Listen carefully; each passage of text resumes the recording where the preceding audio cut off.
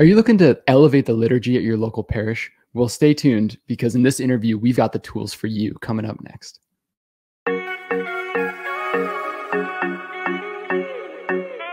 Jethro, welcome to the show.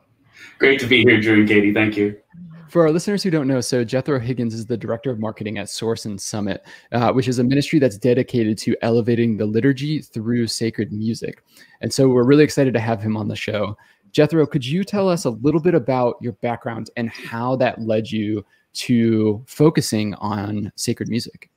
Absolutely, yes. So I grew up in a Life Teen parish, and so I was very involved in my local Life Teen youth ministry, which ultimately led me, to playing guitar and singing in the Life Teen band, and ultimately into actually being a youth minister. And I did that for a period of time before moving into a career working for a legacy liturgical publisher, Oregon Catholic Press in Oregon. I did that for 8 years, and I moved on to Source and Summit primarily because I wanted to focus on what the liturgy provides for us, rather than kind of what we can put into the liturgy. That's really beautiful.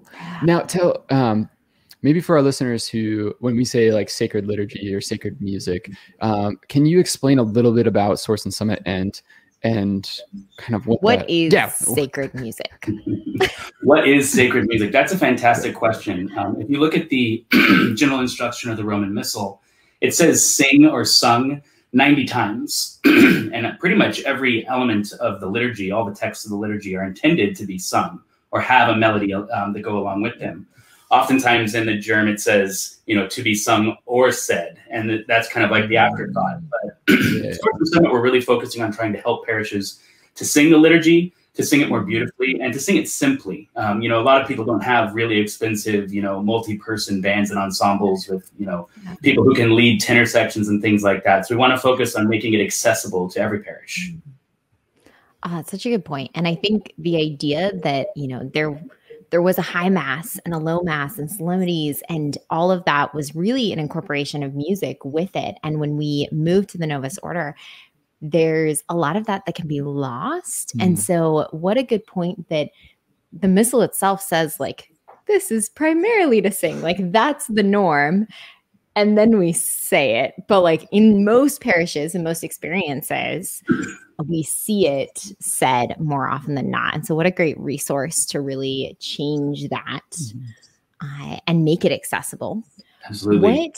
What do you think that does for people in the pews? Why do you think that this helps? Yeah, that's a great question. I mean, we've all heard the adage, one who sings prays twice. It's often misattributed to St. Augustine, but it's really true. When we sing, we lift our hearts and our minds in a new and different way. The text that we're singing actually catechizes us. That's how come it's so important to have, good theologically sound texts to be singing. And that text that we sing together as a community in the parish catechizes us as we work our way through the different elements of the liturgy. Man, that's really beautiful.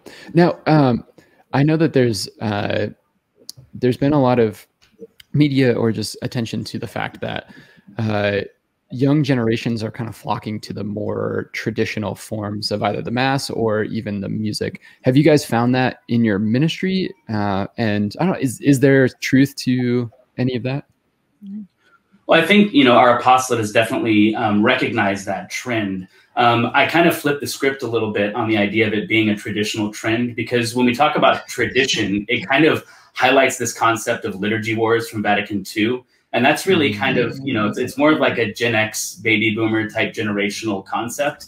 But the young faithful Catholics, our generations, we're really focused on just being authentic. We want to focus on what the church has called us to do within the liturgy. And so it's less of like a reactionary experience to something that had happened in the past, or a desire to go back to what was in the past, but more about moving forward, bringing Catholic families forward into what the church teaches as far as how we're supposed to execute the liturgy. Yeah, that's such a beautiful answer. And such an important truth of, we want an authentic relationship with God, and how do we capture that? And how do we authentically, follow the teachings of the magisterium and to experience that within the most holy sacrifice of the Mass? I was just going to say a good way to illustrate that comes actually from the Catechism and from Sacrosanctum Concilium. around 1070 in the Catechism, it talks about how the liturgy really sits at the summit of the life and mission of the church. And we're called to climb up that summit and have that mountaintop experience in the liturgy, which is supposed to infuse us with grace and infuse us with the power to go out in the world and to do the new evangelization appropriately, you know, to be Christians in mission. But we can only do that when we reserve ourselves on the top of that mountain to experience what God's trying to do in us in that liturgical moment. Yeah, something you said really stuck out. I kind of want to pull on this thread and see where it goes a little bit. But the fact that, you know, and I think there is some controversy in the church about Vatican II and a lot of things, but most of our faithful Catholic friends that we talk to, they want to embrace the tradition. They don't want to lose that, like the beauty of the Latin and the songs and the hymns.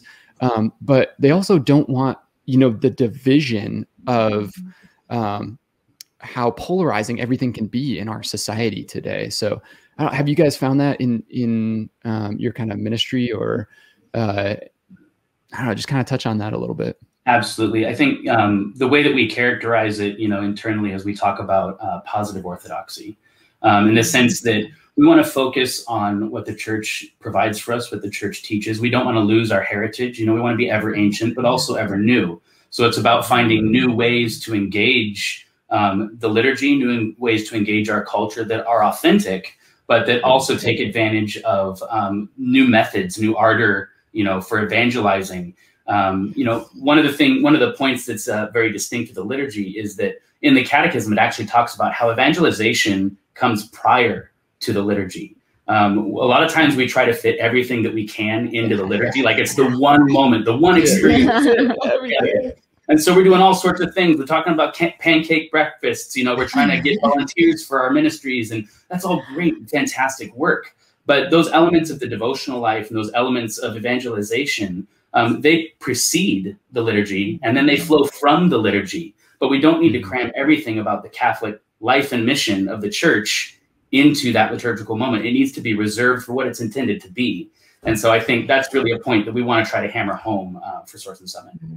Oh, I think that's such a good point. We were talking to a friend of ours who's a priest the other night about just homilies and how difficult it is to fit everything into the homily. Like you have just such a range in catechesis, and yet like that evangelization. So like resources like this, you know, if we only put God in 1 hour on Sunday, like we actually can't fit everything there. And so being able to watch something like this and to learn and to understand what traditional, you know, sacred liturgy can do within the Mass, and that then that's our mountaintop, which I love. Yes. Being able to go there, to be fed, to then go out and climb down the mountain to reach the people, and then go back to God to refill. And so I think that that's just such a beautiful reminder and imagery that this is not maybe necessarily our evangelization point, but it is our point of being fed.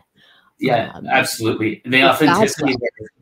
Oh yeah, for sure. I mean, the authenticity there is really the fact that all those things that we want to try to put into the liturgy, they're good and they're beautiful and they're necessary for our church. Yes. It's not a judgment on whether or not this type of music or that type of music belongs or doesn't belong in the liturgy. You know, we talk about the elements of the liturgy that we all consider the sung parts, which are like the hymns at the entrance and the sending forth and the hymn for communion or meditation afterwards. Those are all devotional moments in the liturgy when the liturgy pauses, but they're not the essence of the liturgy itself. They're not the texts and the melodies the church provides for us. The church has provided melodies for us that come from centuries past. And for people who want to focus on the elements that we bring forward from our tradition, you know, those melodies are part of who we are as a Catholic people, and they are in the way that we sing the Mass now, even if we're singing it, you know, in the ordinary form in English. Yeah. And man, something you said about the authenticity is such a need for our society, for our generations today, where you know, we see so much on social media, and there's so much that we're consuming that's not feeding us.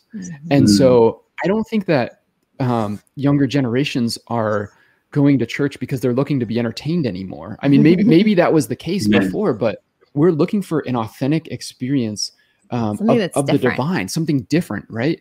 And I think we lose that when we try to. And now, not saying that Mass should be boring, or I'm like, but it's less, I think, about the entertainment piece and more about just this authentic encounter with the sacred, with something beautiful, with something that the world can't offer.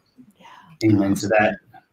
Drew, that makes me think of the concept of like what it is that we're trying to do in the liturgy. In the liturgy, we're not going to have something happen to us that we're watching. We're there to fully, actively, consciously participate, as we've all heard, in that liturgical experience. And that experience is the prayer of Jesus Christ to the Father. We are joining ourselves to that prayer. So it's not really the opportunity or the moment for us to come up with our own liturgy, to build our own ways of, do we kneel here? Do we stand there? Do we lift our hands here? The actions of the liturgy, the texts of the liturgy, the things we sing, the things we speak, they're all Christ's prayer, and we're joining that prayer. And so when we think about that mindset of what we're doing in liturgy, it's not boring because we are participating in the prayer of Jesus Christ. And it takes a different form than the other realms of the Catholic, spiritual life. How do you guys, when you look at songs that you put into Source and Summit, how do you categorize things that elevate the Mass, that are beautiful, that are well sung, and maybe other ones that are not as authentic or just corny in general? Like where do you draw the line with that? Yeah, and I think that's a really important question. I mean, the staples of the hymnody that's available through the Source and Summit Missal and the Source and Summit digital platform come from the Church herself. So one of the greatest sources of hymns from the Church is the hymns found in the Liturgy of the Hours, which are hymns that are designed specifically by the Church, selected by the Church to be sung in liturgical experiences. That's a core section of our hymnody. The other is really just focusing on the time-tested, theologically sound, doctrinally sound hymns that are actively effective at catechizing through the sung text. I think that's really an element for us that differentiates us from some of those other resources or hymns that you might be mentioning. That's such a good point of the Liturgy of the Hours, because there's so many hymns that we look at and we read and we're just like, do you know this one? Or like, no. Like how amazing would it be if the Church like sung those regularly, and then as you prayed them at home, you had that resource available. Absolutely. Cool. Yeah. And then I think it's also the fact that what we are listening to catechizes us. Like it teaches us. So the word, catechism is the teachings of. And so the idea that what I'm reading, what I'm listening to, what I'm experiencing, all of those teach and form my brain. And so what I allow myself to watch and listen to at home, and then when I'm experiencing the Mass, like realizing that I need every minute of that hour to be impactful. Otherwise, there's just not enough hours in the day, and I really need to be catechized is the reality. And so using the music to supplement that, to feed that, to encourage that, like, holy smokes, that's such a good reminder and a differentiation that I think really can feed so much of the congregation that's no longer in religious education. Yeah. And I think it even goes beyond hymn selection. I mean, you can, the Mass is designed such that a Mass can be executed without a single hymn being selected. The propers of the Mass, the antiphons, they're the text the Church gives us to be sung in the Mass. And it comes along with, time-tested melodies that go along with that, or traditions of music that go along with that. And all of those texts, all the texts of the Mass throughout, really have that purpose of catechizing. The Catechism says that one of the purposes of the Mass is to help catechize the faithful. But we think of that as like, okay, the priest is going to give a homily now, and that's going to be my moment to receive some catechesis. But the whole Mass, from beginning to end, the readings, everything is all designed to catechize the faithful. And a lot of times we sit back and listen and don't participate actively, and we're not getting the nourishment that the Church is trying to feed us. Drew has done a little bit of music ministry in Mass previously, and I love the Gloria. And for him, like, that's always been kind of a hard point in the Mass, because it's like the entire congregation just goes silent. Yeah. And this realization that like when we go from the Kyrie eleison, which should be, you know, a remorse and an awareness of the depth and depravity of our like sins and of our souls, to this gloria of like, we have the resurrection Lord who has forgiven us and loves us. And like, holy smokes, do you realize what's happening here? Like it's supposed to blow off the ceiling of the church. And yet like, it's like what have you guys found, you know, in those parts that are supposed to be sung as far as the participation? Because I think some people may look at it and say, oh, well, I can't sing. And so it's hard when the mass is sung. You know, I don't know these parts, or, you know, they don't participate. They don't get into it. So what have you guys found at Source and Summit that's, I don't know, has helped with that? Yeah, I think an element to push on here is the idea of noble simplicity. Something doesn't have to be complicated or complex for it to be beautiful. And a lot of times, you know, the Gloria is a great example. You know, a lot of really wonderful composers, some of them close friends of mine, write very complex Glorias, and the congregation is left just eyes wide open listening. But that's the moment for the assembly to be, you know, glorifying God, like you said, following, you know, the Kyrie. And a lot of times they're not even participating in that moment. They're sitting back and experiencing a very beautifully sung Gloria, but that's not our purpose in that moment. Our purpose is to offer our glorification to God, and we should be singing that. And it can be done beautifully, but simply. And I think that's really one of the benefits of the styles of music that are found in the Source and Summit Missal and in the Source and Summit digital platform. They come from those time-tested ancient melodies of the church that are relatively simple to teach and sing, and that a congregation can really experience full active conscious participation very quickly, without needing, you know, an hour-long rehearsal before Mass to execute the Gloria that's been selected. And man, you bring up such a good point about the simplicity. You think about children's songs, right, that just have a very simple melody. I mean, our 4-year-old and our 2-year-old can sing along with them, but they don't necessarily get boring, right? Because everyone knows the song and the tune. And so I love that part about just the simplicity of being able to, because for people to participate. Now in the Missal, so you talked about positive orthodoxy, which I love that phrase. Now are all of the songs in Latin? How do you guys, how does that work? Yeah, so there are a few selections in Latin, there are a few selections in Spanish, but our Missal is designed for the ordinary form of, you know, the United States Church, and those who use our liturgical books. So it's primarily in English. But the traditions come from ancient tradition of the church. And so we're taking what was set in the past and bringing it into the present. And I think our CEO, Adam Bartlett, he spent a lot of time with Father Columba Kelly from St. Maianrad's Archabbey, who is really like the champion of setting the English texts to chant melodies. And Adam studied under Father Columba Kelly, who actually I got to spend some wonderful time with before he passed a couple of years back. Just a phenomenal man. But that's the tradition that Adam comes from in selecting the music that we use in the Source and Summit Missal and digital platform, and also in his own compositions as well. Adam wrote the book Simple English Propers, which some people may be familiar with. It was maybe one of the instigating factors that kind of created this renewal of energy in using antiphons in the liturgy. And so that's kind of the patrimony that we come from as a company.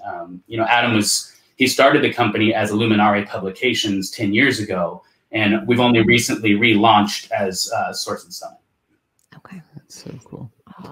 I think that's such a good point of that this is for the ordinary form, for your parish, for the English, for the Novus Order, depending on what you want to call it. But the idea that we can take what is sacred and bring it into today, and bring it into the liturgy that the church has provided for this time, for this era, for this moment in history, and have it be done beautifully. Yes, and elevate people, elevate it, and not have a watered down version, but have both and, which is very Catholic. It's the concept of enculturation. Really, it's you know. enculturation is as much about changing the culture as it is about bringing a culture into the church. And it's not just something that happens in foreign countries. It happens, today, with our current culture, our current media environment in the world. We have to enculturate that also and bring people where they're at into a fuller understanding of what it means to be a liturgical people focused on that worship of God through Christ. And so I think that that's really an element that gets sort of lost in, the liturgy war type discussions that we try to avoid. We want to rise above that and move forward authentically to elevate the liturgy to where the church really intends for us to be, and not, bickering between each other about whether this hymn from the 60s or this hymn from the 80s is like a better choice for liturgy. Like, that's just not what the church intends for us when we're selecting music for the liturgy. Mm-hmm. Yeah, that's so beautiful. Jethro, any other final thoughts or things that you would think would be good for our listeners to know about Source and Summit? Yeah, absolutely. I think one of the things I wanted to mention is that, although we have, a very simple way for churches to get into using the propers and antiphons, we're really about reaching people where they're at. And a lot of people are beyond that. You don't want reaching people where they're at to be leaving people where they're at. We want to move forward. We want to move forward down that path towards a more authentic, more elevated experience of the liturgy. So when you're using our digital platform, for example, there's many other tones you could select that actually are more complicated. So as your assembly starts to understand and love the experience of chanting those antiphons, you can challenge them further and further. So it's not like it's, a simplistic version of singing the Mass, but that there's a spectrum that people can follow along. And so I think we did 2 videos recently as part of our launch campaign that really show people in that spectrum working their way towards a more elevated liturgy. So if people were to go to sourceandsummit.com and scroll a little bit down, there's 2 interviews there from Angie at Holy Name in Denver and from Monsignor Syack at Christ the King in Milwaukee, Oregon, who talk about their experience of implementing these resources in their parishes. And I think that's a really great way to see what this looks like, implemented in parish life. That is so beautiful. And we will put all the links to that down in the description below. So anybody that's listening, please click on that, read through, check it all out. Those are there for you. Jethro, where can people go to learn more about what you guys have going on at Source and Summit?